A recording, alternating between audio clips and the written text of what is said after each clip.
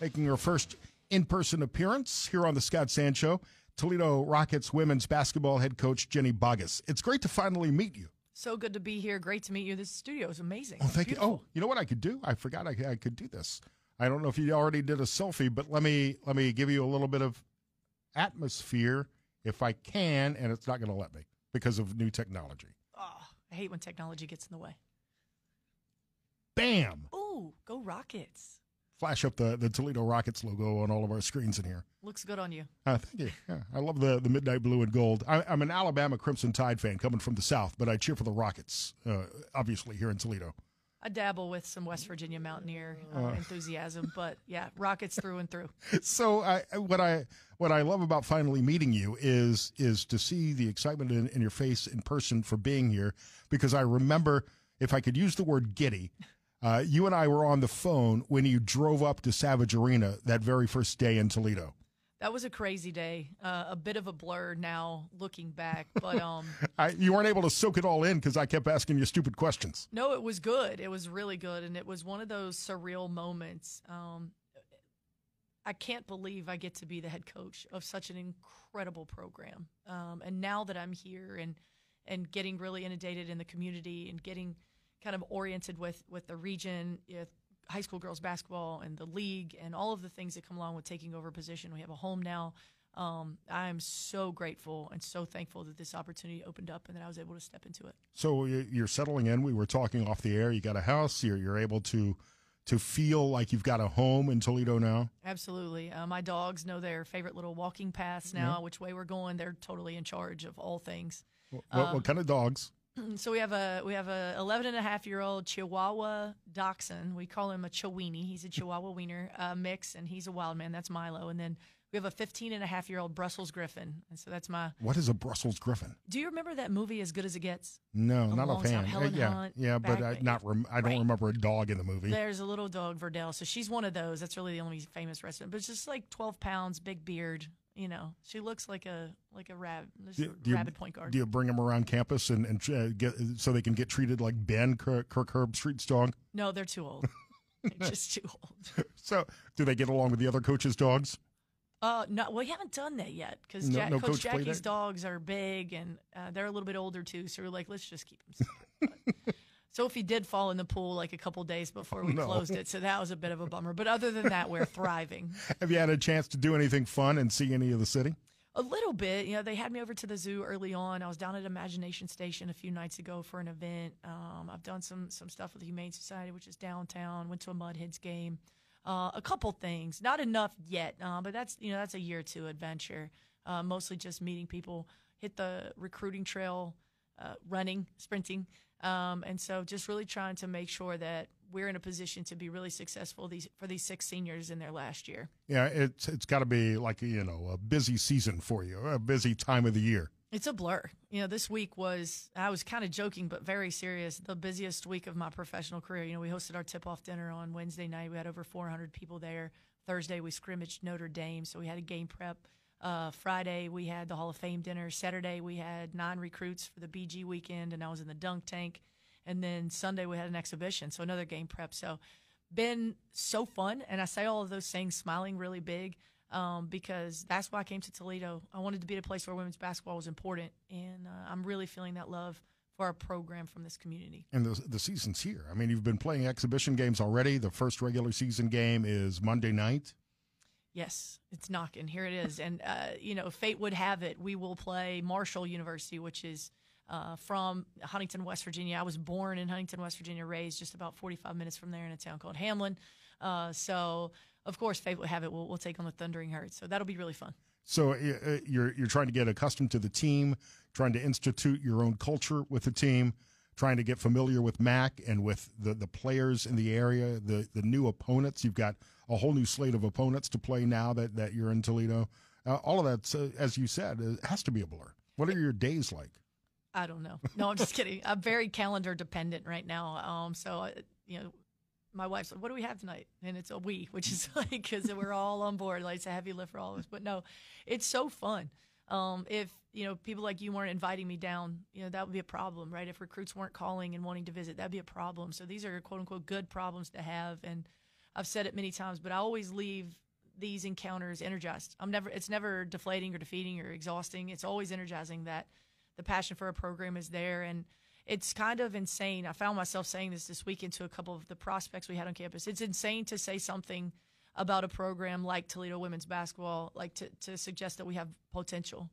Like it's like LeBron James has potential. No, Right. he's pretty darn good, I right? think, I think his potential is past, but otherwise. Well, sure. But we are just getting started, and I do truly believe that there's a lot of potential to grow and to build an even bigger and better, Sweet 16 powerhouse in this region here at the University of Toledo for women's basketball. Coach Ginny Boggess here on the Scott Sand Show. There is a ton of potential, and the fact that your entire team is returning, I mean, except for the ladies who graduated, obviously, to return an entire squad like that in the age of the transfer portal and with a coaching change says a lot about the program at Toledo. It says a lot about the program, and I think it says a lot about the people in it. And it says a lot about you. Thank you. I appreciate that. I was able to get that first encounter with them. I think they breathed a sigh of relief, like, okay, we'll give it a try because we love each other. And she doesn't seem so scary, but no, I'm just kidding. But they want to win at a high level and continue to represent what the University of Toledo is in women's basketball. They want to continue on this path of greatness. And so we just talk about, let's win today. Let's not worry about a fourth championship. Let's worry about dominating today. Let's set better screens. Let's get it in the best shape we possibly can, and let's be the best teammates we possibly can. And I think that will result in a really, really high-level outcome. So we're just trying to break it down and make it simple and take some of the pressure off of them a little bit. Do you think the culture has changed any from you and Coach Cullip from what you may know of her? I think a lot of similarities have carried over, and I think that's why I was the right fit for UT and for Mr. Blair and the athletics department. I think the integrity, the hard work, the blue-collar, gold standard mindset is the same. I think the basketball is very different. You know, traditionally under coach, the four would take it out, the one would call a play. You saw Soph Wired and Quenisha Lockett doing a lot of things, scripted. Kind of coach was the joystick, if you will, in the video game. And in my system, we want to play a lot more freely. We want to play a lot more fast with up tempo, and we have a lot of interchangeability on the perimeter. So maybe one possession you'll see Sammy McConowitz bringing it up, in the next possession Kendall Carruthers, in the next possession Kendall Braden. And so it's so fun for them to kind of play with that freedom, and with that freedom comes responsibility to make great decisions on the floor, and they're really stepping into it. It's fun. So how has the recruiting trail been for you? Is it different for you to come in as a new coach and try to convince players to come to Toledo? Yeah, this is such a new era for all of us, right, with the legislation that's coming down in the NCAA. So we've had a very great response of, I want to come see campus, I want to get to know you. And then once people get here, we're kind of recruiting, casting a little bit of a wider net. We have some East Coast ties. We're recruiting some junior college players because we need a starting post player next year. And I've got a lot of ties in Wisconsin and Illinois from being at Marquette and Penn State. So once they get on campus, they're absolutely blown away. And I think the tradition of Toledo, and then hopefully my reputation and the reputation of our staff gets people here. And then once they're here, they fall in love. You've been at big schools, like you mentioned, Penn State, Marquette, but coming from Monmouth, do you have more resources at Toledo? I think probably one of the biggest differences is the fan support, for sure. And being more centrally located with our MAC opponents in this region and where Toledo sits geographically, I think gives us a really fun footprint to recruit from and to compete against. So we're just really working on creating that elite vision.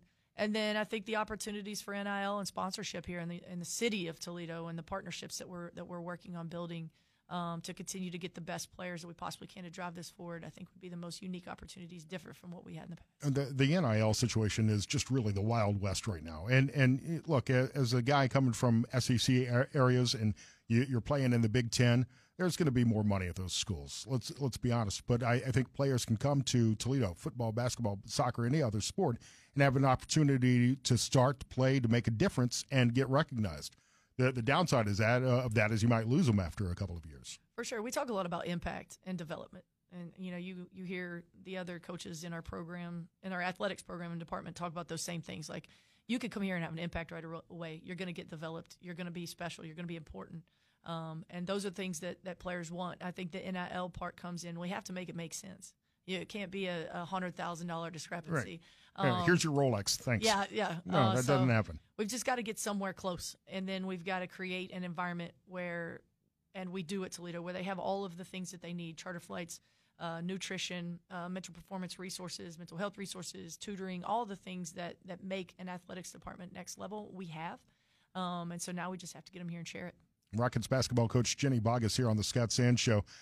You mentioned coming here where Toledo has traditionally supported women's basketball. It seems to be growing in popularity nationwide. To what would you attribute that new recognition that the sport is getting? Yeah, I think accessibility. When I was coming up, there were no TV games. We didn't have the WNBA yet. And so I think getting the Sweet 16 on TV, little girls falling in love with basketball, and then no one can deny the Caitlin Clark effect. It's a very real thing. It used to be a pain in the neck 6 or 7 years ago to stay after games and sign autographs for little girls, and social media has kind of changed that too. And now it's really cool. It's a big deal to stay after and sign autographs. And I think Caitlin was a big part of that, made that cool again. So there's just a lot of things that I think make women's basketball so appealing. These women are so relatable. You could run into one of our players at the grocery store and you wouldn't know that they're, top 10 in the country in scoring or whatever it might be. But to be men's basketball direct comparison, these guys are unicorns. They're huge. They're 6'11", 225, 255. So I think the casual fan can identify with the players, and then I think the educated basketball fan loves the purity of the sport, of the basketball in women's basketball. So you mentioned TV. Rockets are on TV a couple of times in the next few weeks. That's exciting. So exciting. We're going to go up to Iowa. That's a big one. We're really excited. We're not skipping Marshall by any means. We're going to go up to Iowa, and we'll be on the Big Ten Network there. And then we're going to Ball State, huge conference foe. They're preseason #1, and we'll be on national television on CBS Sports for that one. So really excited about what's to come. But like I said, we're really just focused on working and getting better every single day. And little saying we have in our program, we call it a win. What's important now? And we're just really trying to focus on each day and get a win. And then, like I said, I think those will add up to big things at the end. Season opener, home opener against Marshall on Monday, 7 p.m. Of course, you can hear the games all season long on our sister station, Fox Sports 1230, The Gambler. Who are the leaders on the team this year? Who are you turning towards to lead the program? Yeah, we have some really strong returners that are stepping into bigger roles, whether it be that vocal leader, whether it be, having the ball in their hands more, or, we need them to score more. But the biggest change I've seen is from Kira Goss. She's been a very steady player for 4 years for Toledo. But you saw it last night in the exhibition if you were there, and you can hear she's a willing and able defender, big-time two-way player. You saw that come out last night. She's really been working on her three ball, but she's vocal. And, the way she's leading our young guys and the seniors to her left and her right have been really impressive. And I'd say the mother hen of our team, no surprise, Hannah Novorosky. Right, she's just wrapping everybody up and loving them, and she's the one that's checks on the freshmen and gets them to their favorite restaurants, and do you need a ride to Target and all those fun things. So those two have really stepped up as leaders, but really all the seniors have embraced their new role. Fan favorite Sammy McConowitz is doing an incredible job shooting the ball really well. Everybody loves Nan Garcia. She's easy to love, she's charismatic, incredible player, really talented passer and shooter. So I love this squad, and I'm really excited to see what comes of this year. Coach Ginny Boggess here on the Scott Sands Show. All of this is happening. All the games are coming up. Wednesday night at Savage Arena, it's Tricks, Treats, and Dunks. Are you going to be in costume? What are you wearing? Should I?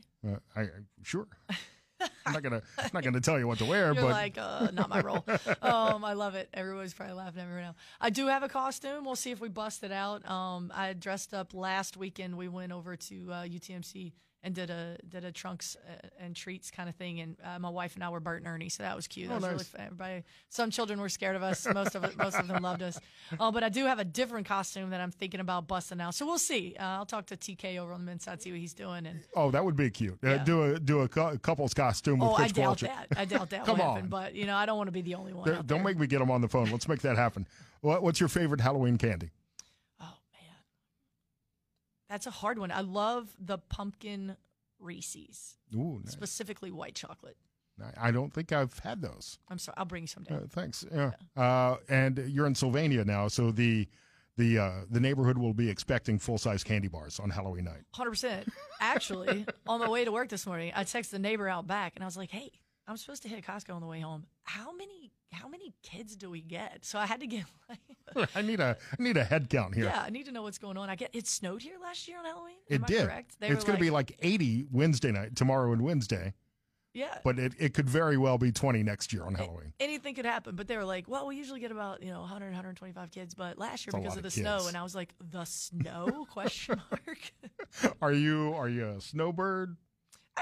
I'm an indoor coach. Like I don't.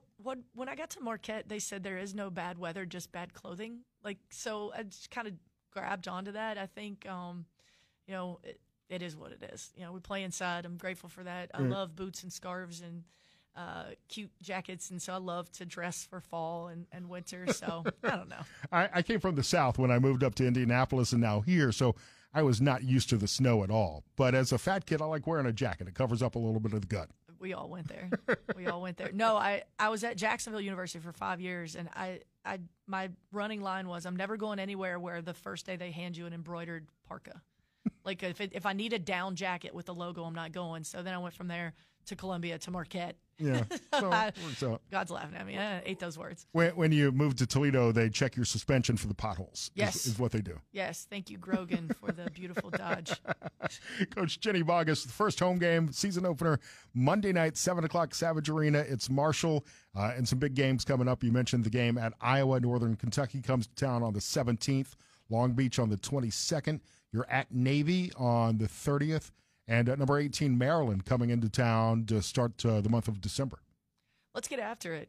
One at a time. We coaches tend to panic when we look ahead like that. But sorry. I hope you guys, the listeners, will come out and continue to support women's basketball. I think you'll see a really, really fun team. What was very clear last night is how much they love each other. This is a selfless group that plays with a lot of joy, that loves the game, that loves one another, and you can feel that when we're out there. And so I was really proud that everybody got to see what I've been getting to see since I walked on campus. We've got some really talented new faces and some veteran leadership that are proud of what we do. And so I'm excited to be here and excited to see what this year brings us. I wasn't at the exhibition game last night. I haven't seen you coach. Are you an animated coach? We were joking off the air about getting your voice ready. Well, I'm not very animated. You're with me now. I'm a pretty animated human. I talk with my hands and I'm loud and I'm pretty happy. I like to have fun. Some of my staff jokes that I'm a lot like Elf, like in the Christmas movie. Right. Like I know him. But I'm a pretty subdued sideline coach. Some of our loyal fans that I've spent some time with so far early on were like, you need to yell at him more. And I was like, no.